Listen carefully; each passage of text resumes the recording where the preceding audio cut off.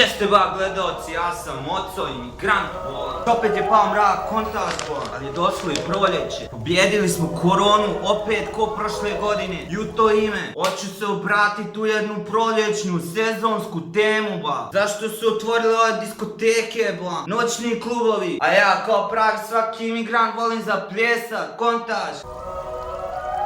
Zato imam poruku svim gazdama klubova u Beogradu i svima vama koji pohađate klubove ba. Slušaj ba gazdo, znaš da ću pit prije kluba, znaš da ću pit, zašto? Se volim napit bolan, se volim napit. Kako ću se ja napit u tvom klubu kad ti nemaš radnu snagu ba, nemaš uslove ba, preskupo ba, nije preskupo, nije migrant klošar, nego nemaš ba radnu snagu. Kako ću doći na red kad je svaki red duži nego red u klubu? Pa kakav ti je to kluba, jesi ti kad bio u Njemačkoj, ti kad bio u Berlin. Kao druga stvar, za sve vas gazde klubova, kakav bre reket ba, kakav reket ba, kakva murija ba. Vi ba niste nikad čuli za mene ba, šta će vam ba veza u policiju? Ma treba vam samo jedan imigrant bolan, imigrant. Zašto sad ja strah i trepet ba, strah i trepet za muriju ba. Ja kad vidim muriju ba, murija baca gudru, murija baca gudru bolan. Daj kaže alo, ti misli da se ja slijep? Otkud ti ideja ba? Aj sad pokup to, sad nazad uđe. Nazad u džep, mate ti jebem, pseću da ti jebem, Kinezima ću te prodat, konjino jedna, šlogirana policijska. Se nadam da te bude, vrat to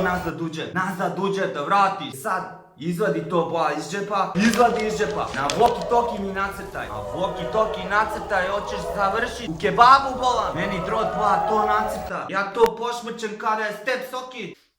Matere mi, tako sam ti ja i rad spasao. To ste svi prestali svađat, ba sam pošmrko sve granice ba. Ispravio sam se krivom drinom, matere mi. Tako da svi vi gazde klubova, nemojte se zajebavat ba, pusti da vam djecu hapse ispred kluba. Ko će vam bre to hapsit, kaki bre poltroni, kaki botovi ba, samo zovite imigranta ba. Kune vam se, strah i trepe. Morate pozitivno razmišljat, jebo ga ja. Sam to teo da kažem.